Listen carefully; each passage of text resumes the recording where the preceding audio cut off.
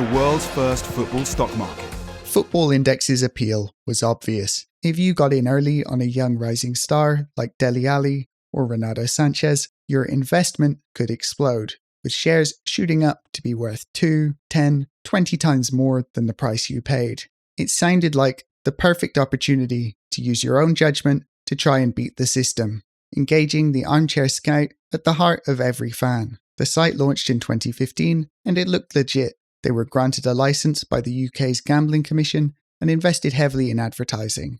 They were front-of-shirt sponsors for massive football clubs, had regular slots on TalkSport and the Athletic Football podcast, and had the absolute legend John Motson as the voice of the company. All of this to promote a system where player prices had no grounding in reality, there was no limit to the number of shares created, and to really highlight the absurdity of the site, profits from a player could soar if they were racially abused or a racist. But the novelty of the concept, combined with the effective advertising, meant the site was exploding in popularity.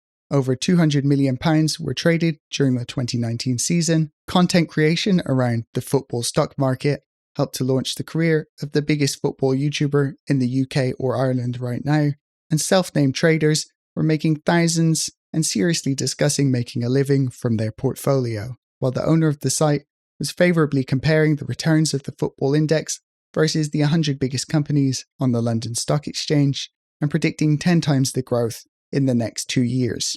There was only one small catch. Football Index had absolutely no idea what they were doing. By the start of 2021, changes to how traders could make money from their shares were made, users panicked, the market collapsed, and their gambling license was suspended by the regulators in the country. The site had morphed into something that closely resembled a Ponzi scheme, according to British politicians. The question was, did Football Index know the flaws from the start, or had things gone badly wrong somewhere along the way? The founder and CEO of Football Index, Adam Cole, had cut his teeth working closely with Playboy in the adult entertainment industry with his company, Electric Video. He pitched himself in interviews as an entrepreneur who loved the ideation, creation, and selling of new businesses, rather than overseeing them for the long term, which may somewhat explain the eventual fate of Football Index. The idea originally spawned as a celebrity trading platform before finding its final form. Football Index had some convoluted sounding systems for an outsider, but the core workings of the site were quite simple once you stripped away the noise. Essentially, you would purchase shares in a player on the Football Index database. These shares in the player of your choice lasted for 3 years and were bought at a price set by an algorithm made by Football Index that was driven by the user demand for a player. So let's say I really believed in 2016 being Nicholas Bentner's bounce-back year at Wolfsburg. I could have bought 10 shares of him for, say, £1 each. You would then earn dividends from your Bentner stocks, from either his in-game performances in a manner similar to fantasy football, or through the rather arbitrary-sounding media buzz dividends. These were given out based on the player's prominence in articles released by a select list of 20 different media outlets. There were regular disputes around which articles were included and excluded thanks to RSS feed failures, and while multipliers were available, all mentions of a player counted towards their score. This caused a whole heap of drama around the ethics of profiting off of potential incidents of racial abuse stemming from events on the site when fans realised they could profit from owning Rudiger stocks after there was an alleged incident of racism in a game against Spurs, which led to his name being published in all of the papers over the following days. It also had the rather absurd effect of causing injuries to be a short-term boost to your earnings if you owned a player. Believe it or not, this was actually the part of Football Index that was above board. By buying Bentner shares and holding onto them for 3 years, the bet between me and Football Index was whether or not I'd make more through dividends than I paid for the stock in the first place. A slightly convoluted form of betting, but one which passed the sniff test for the UK Commission when Football Index applied for a license to operate. There was just one teeny tiny little problem though. There was another way of making money from your shares, one which completely changed the nature of the site and that Football Index did not disclose to the Gambling Commission when applying for their license or before implementing the feature, as they had also made it so that you could sell the shares of the players based on their current price letting you offload the shares that you were holding. So if Nicholas Bentner in my dream alternative universe had really popped off and his stock price had risen to £5, then I could sell all of my shares immediately, pocketing the difference in price minus a small commission fee. This meant that I didn't have to hold onto my shares for 3 years to make a profit, and opened the door for much more speculative and profitable trading among users, creating an ecosystem for a financial catastrophe which would end up costing their users millions of pounds. I've been describing the terminology of the site with the language that was used at the time. Traders, shares, portfolios. This didn't just happen by accident. You can see it on their television adverts, their TalkSport slots, and anything and everything that they put out. This would regularly land them in trouble with the advertising regulators in the UK, with adverts having to be pulled for creating the impression that the product was an investment opportunity when in fact it was a betting product. It didn't deter them from continuing to lead into this image by partnering with Nasdaq to power their order matching service, continuing to try to boost their sense of legitimacy while still operating a questionable gambling site based in Jersey with extremely limited protections for users' money. I'd like to take a second to thank the sponsor for this video, Polymar.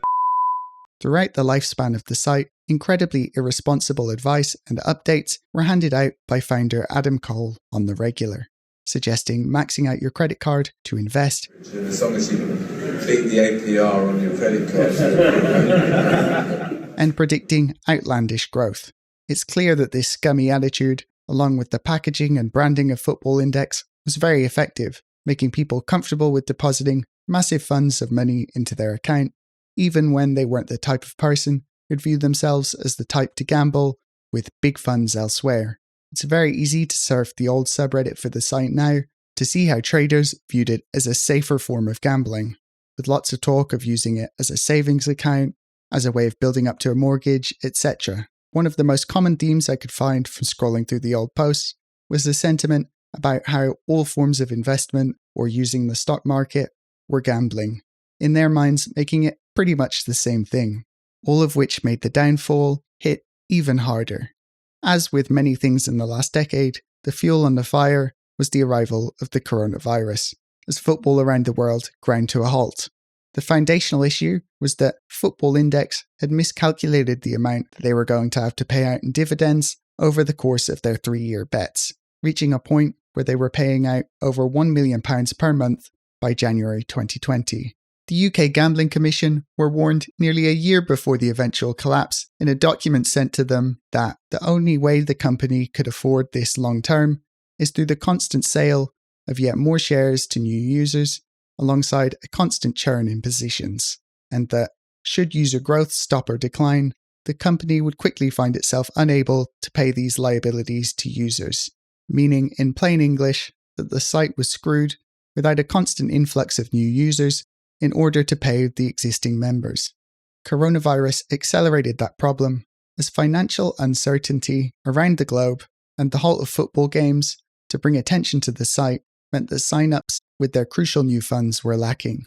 They tried to artificially create an influx of new money by offering promotions on the site to try and keep interest, further eating in to their limited cash reserves.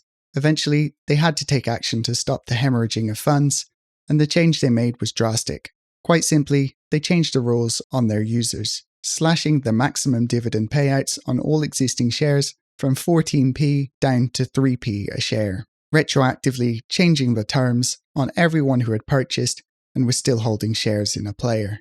Unsurprisingly, this did not go down well. Chaos ensued, markets crashed, and users lost thousands. The site had its license revoked by the UK and the Jersey Gambling Commission, and just like that, the site was gone. Although Adam Cole's exploits were far from over, as he had more schemes to come even after this colossal failure. It's important to be clear that the pandemic is not what ended Football Index. Many had already been sending concern about the business model on social media or right here on YouTube, like this extremely prescient video outlining many of the issues with the site. But the loyal fanbase and victims of Football Index that had been cultivated through their operation were often quick to shout down any concerns raised. One ex-employee explained the downfall very simply to The Guardian. cutting through all of the trading lingo for the best explanation I could find about what had gone wrong and the flaws with Football Index. They sold loads and loads of bets at prices that were stupid. We couldn't work it out. We literally didn't have a clue. Also stating that the product should never have gotten off the ground in the first place. It was revealed after the collapse that the UK Commission had caught wind of some of the more troubling elements of the site and had placed the site under investigation around a year prior. During that time, the company blasted through £15 million as the end approached, enacting what they dubbed Project Hadron, an attempt to expand into different markets, as reported by The Athletic. At the end of the day, it was the customers, particularly the newer comers to the site, who were left holding the bag. Adam Cole left the company mere months before the collapse, leaving Mike Bowen, the ex-marketing director, in charge.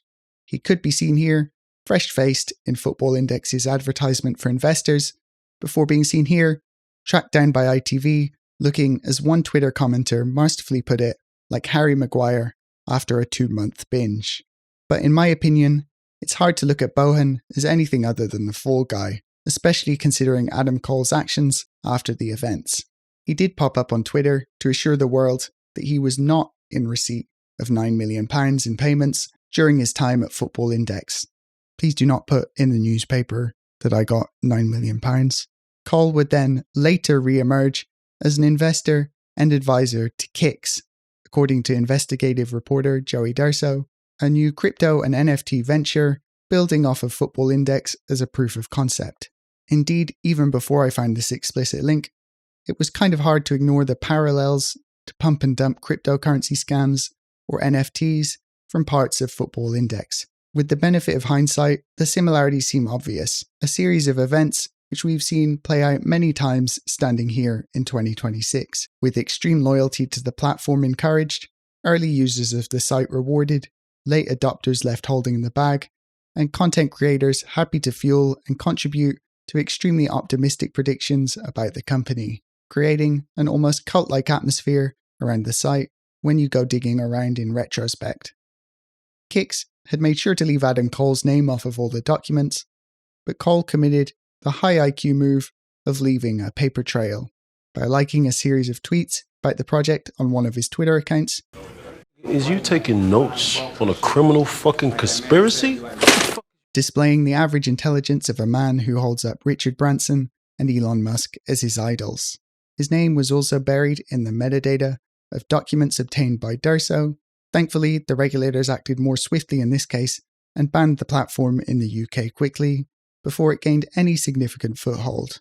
It's hard not to look at how things worked out without saying that they basically got away with it. While there were investigations into the company in the aftermath, Cole seems to have left the country and disappeared into the wind.